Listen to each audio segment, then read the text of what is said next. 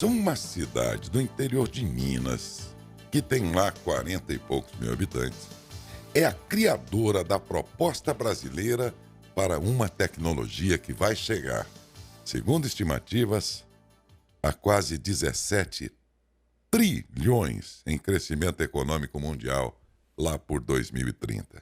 Enquanto a 5G ainda está engatinhando aqui no Brasil, Santa Rita do Sapucaí, em Minas, já está gestando o que vai ser a 6G brasileira.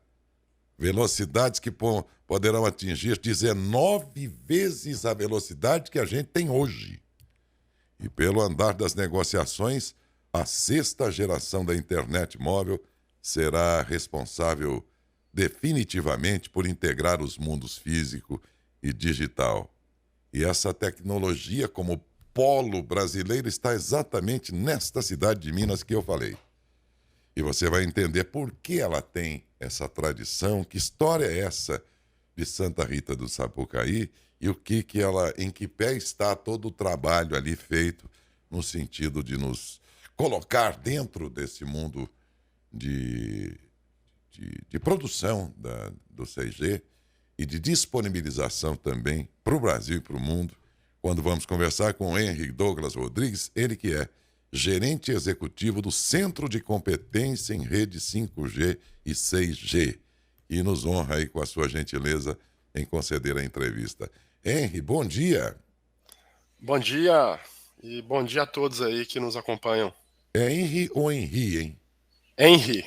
Então falei certo. Tá muito bom. De repente, o Brasil descobre, e deveria saber já muito antes disso, que a cidade de Santa Rita do Sapucaí é o grande polo brasileiro de tecnologia e está na disputa mundial pelo 6G. O que faltou nesse tempo para que todo brasileiro soubesse, desde muito antes, tivesse essa honra de bater no peito e dizer: nós estamos na briga? Pois é, aqui em Santa Rita do Sapucaí, né, que fica aqui no sul de Minas Gerais, nós somos conhecidos aqui por ser o Vale da Eletrônica, né? Por quê? Porque Santa Rita teve a primeira escola de eletrônica da América Latina, né? E, e isso há quase 70 anos atrás, né? E aqui onde a gente conduz as nossas pesquisas em 6G, que é o Inatel, né, significa Instituto Nacional de Telecomunicações, essa faculdade, essa escola de engenharia, que já existe aí há quase 60 anos. Então a gente tem essa tradição aí de ser pioneiros, né, na área de telecomunicações. E só para você ter uma ideia, quando a gente fala de 5G, o Inatel já começou as pesquisas desde 2015, né, muito antes da padronização, da implantação. E quando a gente fala de 6G, nós aqui do Inatel já estamos pesquisando essa tecnologia, né, e desenvolvendo desde 2020. Desde 2020. Ah, Agora, me diga uma coisa: os governos nunca foram muito dedicados à questão da pesquisa aqui no Brasil, ou pelo menos não foram como deviam. uhum, E a gente sabe perfeitamente bem que desde antes, desde já e no futuro, o país que não investir em conhecimento vai ficar para trás. Você pode ter o que você quiser, uma baita agricultura, pode ter tudo isso. Mas se você não tiver conhecimento, esquece. Você não está na briga. Então, diante disso, eu pergunto: essa pesquisa de vocês tem alguma forma de incremento e investimento público, por exemplo, para que ela realize aquilo que vocês tanto projetam? sim, com certeza tem, tá? Por exemplo, quando eu digo que desde 2020 nós estamos pesquisando o 5G, essas pesquisas são fomentadas, né, pelo Ministério da Ciência, Tecnologia e Inovação, né, ligados aí ao governo federal. E são feitas por diferentes, digamos assim, agências do governo ou gestoras, né, como por exemplo a RNP, a Rede Nacional de Pesquisa, E no caso do nosso centro de competência em redes 5G e 6G, está sendo fomentado aí pela Embrapi, né? Para quem não conhece, empresa brasileira de propriedade intelectual e inovação industrial. Então, o que você falou está totalmente correto, né? Porque se você não investe em pesquisa, o país que não investe em pesquisa se torna um mero consumidor de tecnologia, nunca um Exatamente. produtor de tecnologia. É. Você não gera produtos, você não substitui importação e nem exporta. E nem promove o ser humano, porque esse é um setor que pode, evidentemente, tem toda uma carga aí de pessoas abrigadas nele, como seus negócios, com as suas profissões, né, Henrique? Sim, sim, a questão de formar e capacitar pessoas, né, aptas para desenvolver, para implantar uma tecnologia é um ponto-chave que hoje eu diria que é muito escasso, né? A gente tem um déficit aí de Hum. profissionais capacitados Uhum. para atuar nesse desenvolvimento. E o Inatel tem uma característica interessante, porque a gente não é somente uma faculdade de engenharia, né, que forma esses profissionais, mas também somos um centro de pesquisa que, por sua vez, depende desses profissionais para fazer essas pesquisas. Então é um ciclo virtuoso, né? A Uhum. gente forma e já emprega Aham. os nossos ex-alunos. Vamos imaginar que essa corrida pelo 6G, quem vai inventar, quem vai entregar isso pronto, essa corrida tem um percurso de 1.000 metros, vamos dizer assim. Uhum, O 6G de outras nações, comparado ao 6G brasileiro de Santa Rita do Sapucaí, uhum. está em que lugar nesse momento dessa corrida, hein? Ah, a comparação que eu faria não seria exatamente uma corrida, né? No sentido de que tem um primeiro lugar, um segundo. Por quê? Porque essas tecnologias usadas globalmente, elas são feitas sempre em conjunto, de forma colaborativa, né? Então, cada centro de pesquisa ao redor do mundo dá a sua contribuição, né? E o que a gente está fazendo hoje em dia, ao invés de ser, como eu disse anteriormente, né? Ao invés de ser somente um consumidor da tecnologia, nós estamos fazendo as pesquisas para dar as nossas contribuições junto com as demais nações ao redor do mundo. Quer dizer, não teremos aí um tipo de patente no final. Ah, temos sim, tá?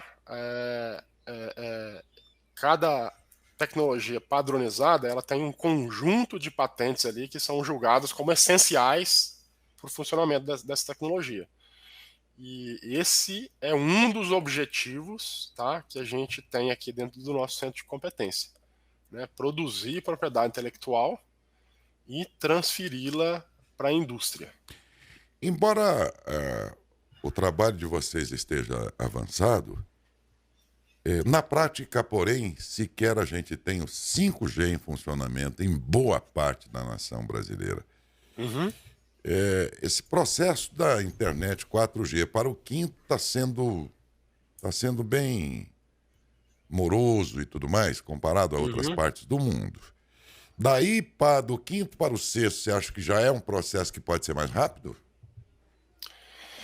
Olha, toda tecnologia ela tem um processo longo aí para, vamos dizer assim, ter um amadurecimento tecnológico, né? Pra você partir de uma ideia, passar pela pesquisa básica, aplicada, padronizar, e aí a indústria gera os produtos, comercializa, implanta, e aí, desde o início até a implantação completa, aí, às vezes você tem aí 15, 20 anos, né?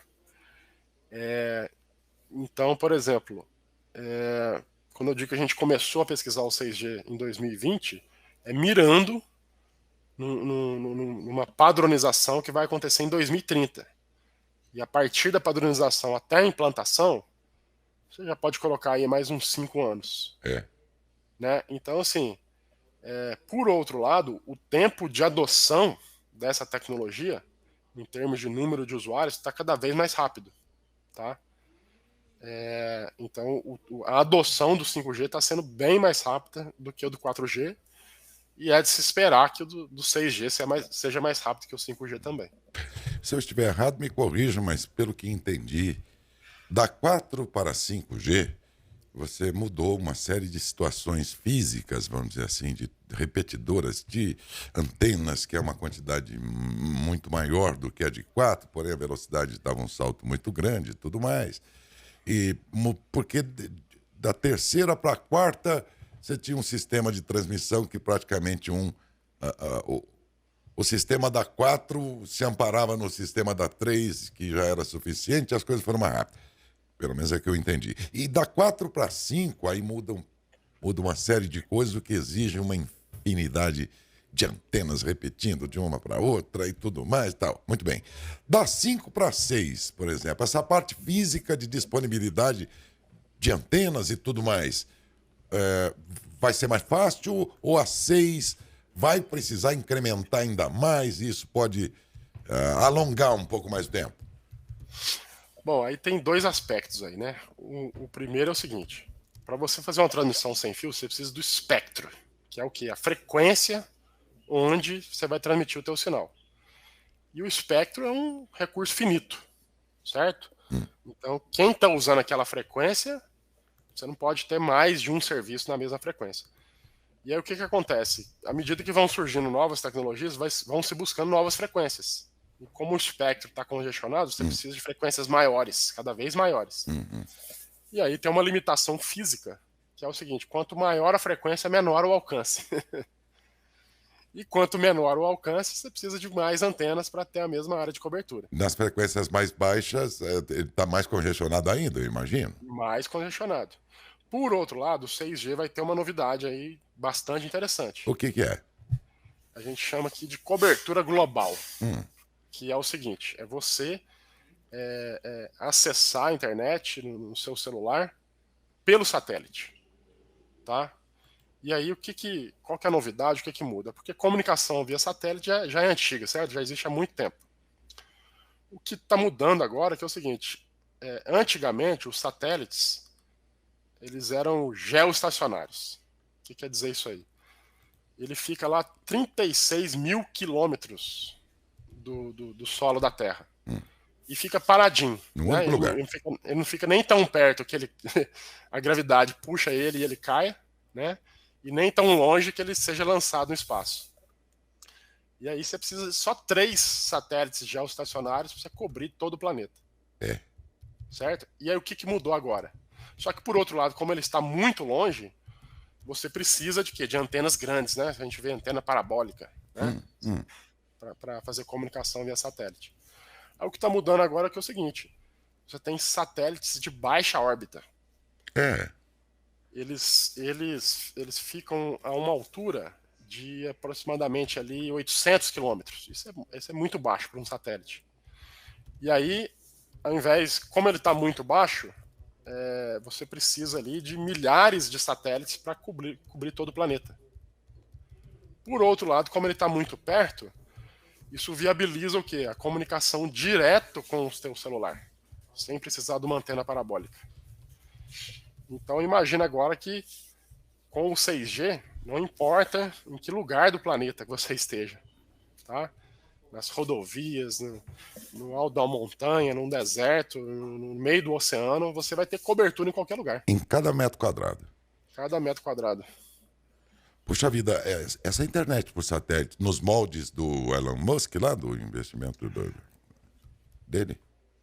Exatamente. Isso está bastante relacionado, É. né, com essas tecnologias novas, né, de satélite de baixa órbita, como a do Starlink lá do Elon Musk.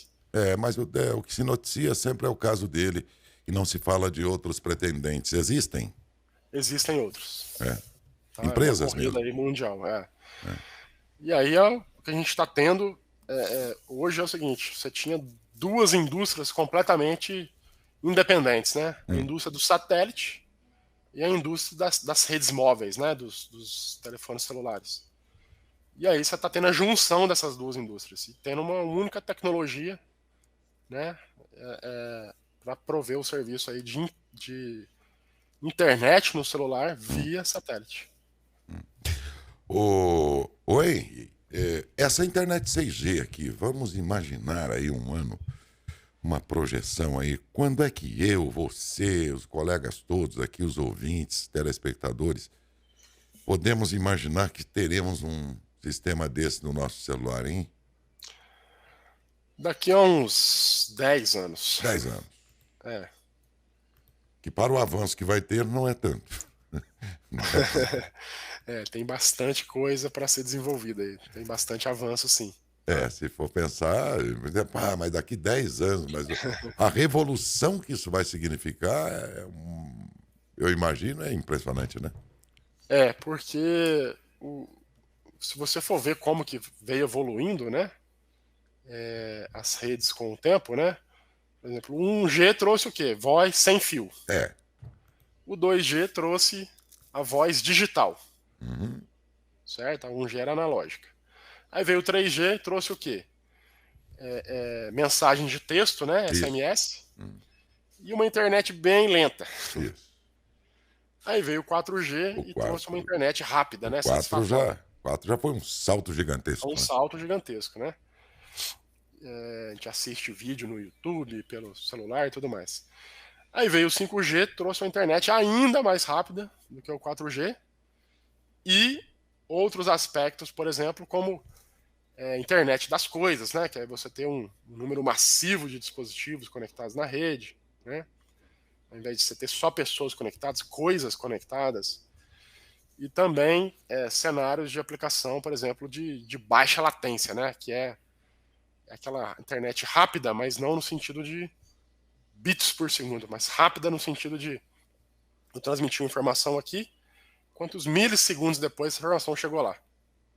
Né? Por exemplo, para você ter aplicações aí de carros autônomos, um carro que comunica com o outro, e quando o da frente freia, ele comunica para o de trás que acionou o freio e tem que ser rápido, porque senão o de trás não freia também e tem uma colisão. Né? Vai caber todas essas possibilidades dentro do meu celular? Porque eu fiquei olhando ele aqui agora e Uhum. fiquei lembrando que o meu primeiro celular era um telefone só. Uhum. Aí ele foi ganhando possibilidades, só que agora eu entro aqui, eu procuro aqui no campo aqui, Henry, dos aplicativos. Rapaz, para achar um deles é tão difícil de tanta coisa embarcada, mas é porque eu tô nos. Eu não tô nem no 5G, gente. Vamos falar a verdade. O meu aparelho é 5G. A nossa, eu não tô ainda falando aqui em 5G. Para você ter uma ideia, no estado chamado de locomotiva do país, nós estamos na região aqui que o PIB desta região é maior que até a Argentina. Uhum. No entanto, ainda estou no 4G, cheio de coisas aqui que até chegam a me confundir. Aí eu fiquei imaginando esse 6G que você está falando. Vai caber no meu celular? Cada vez mais, né? Vamos dizer assim, o poder computacional aí do celular aumenta, né? O que a gente tem no bolso hoje é um computador muito mais potente do que o computador mais potente do mundo na década de 80, por exemplo. É. Né? Então, isso não para de evoluir, né? Então, cada vez mais, para acomodar toda essa internet cada vez mais rápida, o dispositivo, o terminal móvel tem que acompanhar. Por outro lado, se fala de 6G, fala de outros dispositivos que não somente o telefone em si, né? Porque o 6G fala, por exemplo, dessa integração aí do mundo digital, físico e biológico. O que quer dizer isso aí? Eles chamam de internet dos sentidos. Né? Porque hoje a gente transmite imagens e áudio, né? Se for pensar pelo celular. A gente faz uma chamada de voz ou faz uma chamada de vídeo, né? E tem ali vídeo e áudio. Uhum. Porém, o 6G ele traz o que ele chama de internet dos sentidos. Né? Como explorar ali uma experiência imersiva, digamos assim, e transmitir mais sentidos que o ser humano é capaz de sentir. Dá um Então, por exemplo exemplo, prático disso para mim, Henry. imagina transmitir a informação do toque, certo? Ah, Você sentir um abraço de uma pessoa que está você está longe. brincando. É. É? Ou imagina você jogar um jogo online de futebol Ah, e sentir no seu pé a força de chutar uma bola, ah, você tá de brincadeira. né? Imagina transmitir a informação do cheiro, né? O olfato. Né? Imagina um Sério? dispositivo, uma máquina ali que é capaz de, a partir de ingredientes básicos, vamos dizer assim, né? É. Transmitir a informação do cheiro de algum lugar. Né? Aí você tá lá com um óculos de realidade virtual, Entendi. né? E tá fazendo um passeio ali no Camp Nou, lá no campo de futebol lá do Barcelona. Tá. E aí sente o cheiro da grama novinha ali que acabaram de colocar. Entendeu? Aham. Gente, que Quem isso. diria, hein? E a, e a visão também, né? Então, tipo assim, ao invés de explorar a visão somente numa tela, imagina agora transmitir as imagens por É, hologramas de 3 dimensões. que Tá? loucura, gente. Que E, loucura. e falam até de transmissão do paladar. Até do paladar. Até do paladar. Vamos ter comida virtual aí agora de. É, É, eu tô a fim de comer uma macarronada. Abre lá a imagem, você vai ter o mas isso aí sabor não da é nada assim. macarronada. Esse ano mesmo, É, eu tive numa feira dessa área, né, de comunicações móveis, é, e tinha uma demonstração lá de uma transmissão de paladar, que é basicamente o seguinte: é, a tecnologia vai lá e é capaz de medir, né, o sabor de uma comida, é, né? E aí na outra ponta tem uma máquina, é. e aí tem um conjunto de ingredientes químicos básicos ali que produzem o sabor ali vamos dizer assim, na língua do ser humano ali, É. que é capaz de reproduzir aquele sabor que foi medido lá na outra ponta. Eu não posso deixar de perguntar, se assim for, É. e agora é uma questão sensorial, será um aspecto diferenciado aí da 6G, como Uhum. serão as relações sexuais dos casais? Hein? Hein? Eu ainda não... Essa é uma exploração da comunicação áptica, né? Que é a transmissão do toque. Pois é, porque eu pensei, já Mas pensou? Ó, você... deve ter algum filme futurístico aí que já abordou esse assunto aí. Puxa vida, que loucura, né, rapaz? Eu sempre falo aqui, Henry, assim, o jeito que adormecesse em 1930 e acordasse em 1990, por exemplo, ia entender perfeitamente como estava o mundo. Mas o jeito que adormecesse em 1990 e acordasse agora, ele ia ficar maluco. Porque foi uma grande revolução, né? E que a gente achou que estávamos no ápice, no ponto mais alto das possibilidades tecnológicas, quando chegou o 4G, por exemplo. E aí agora, quando você escuta o Henry contando qual será a possibilidade com a 6G, e ele diz ter provado, inclusive, na questão do paladar, você vê que mundo, né? Quando a gente achava que estávamos no máximo, veja as possibilidades que ainda estão por vir. Não é assustador até isso? É, porque assim, eu mesmo, né? Eu me formei aqui no Natel há 20 anos. Né? E quando eu entrei na faculdade, tava começando a internet. Né? Eu lembro de ter Que acessado a internet a loucura, né? primeira vez quando eu entrei na faculdade. E agora a gente tá aqui falando de 6G, Quem né? diria? Quem diria? Né? E pensar que era um sistema, a internet, o que veio a se transformar em internet, era um sistema de comunicação militar, de comunicação reservada lá de militar, acho que americanos, não é isso, hein? Da defesa americana lá e tal. E que É, depois, como avançaram lá por outros modos de comunicação, foi disponibilizado, a humanidade passou a usar então o www aí da vida e veio chegar nisso que a gente está vendo aí. E vai é. chegar a isso que o Henry estava dizendo. É um negócio assustador. Mas o que você falou é verdade, né? Porque o tempo entre as revoluções industriais está cada vez menor. É. Né? Então, vamos dizer assim, da máquina a vapor até o primeiro computador, né? Foram quanto tempo aí? Uns 50 anos? Eu Ou fui, mais até, não sei. eu fui há alguns anos no Museu Aeroespacial de Washington, conhecer lá, né? O Museu Aeroespacial. Bom, Aham. você chega no museu, bom, vou ver coisa velha. Quando eu entrei no museu, eu dei de cara com a Challenger, que até esses dias levava a órbita, o homem à órbita, buscava depois, vinha aquele avião em cima de outro avião, quando voltava. Esse, esses dias, pô, foi pouco tempo se comparar com a existência humana. Eu cheguei lá e vi um negócio absolutamente moderno no museu. Levei um susto, Exato. falei, mas essa aqui eu conheço, pô. Como é que tá aqui já? E tá mesmo, no museu. É assustador isso.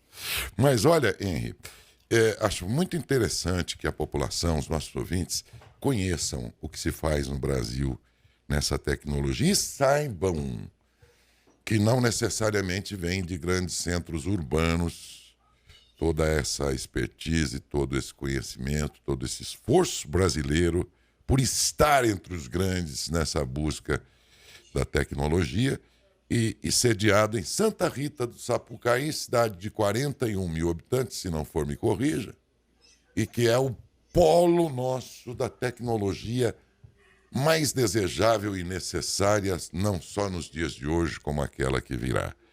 Então, aplausos a Santa Rita do Sapucaí, aplausos também ao Instituto Nacional de Telecomunicações, que é bom que você saiba, que dito assim, quem não sabia que era em Santa Rita do Sapucaí, o brasileiro tem esse complexo de vira-lata, ele já.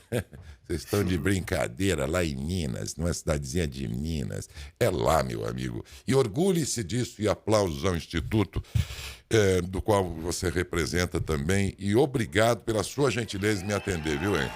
Muito obrigado, eu que agradeço. Muito obrigado mesmo. Falei com Henry Douglas Rodrigues, gerente executivo do Centro de Competência em Rede 5G e 6G, a referência brasileira em 6G, e que está contribuindo com o mundo que busca no 6G um avanço ainda maior nas comunicações. E é do Brasil, e é do interior do Brasil, e é do interior de Minas Gerais.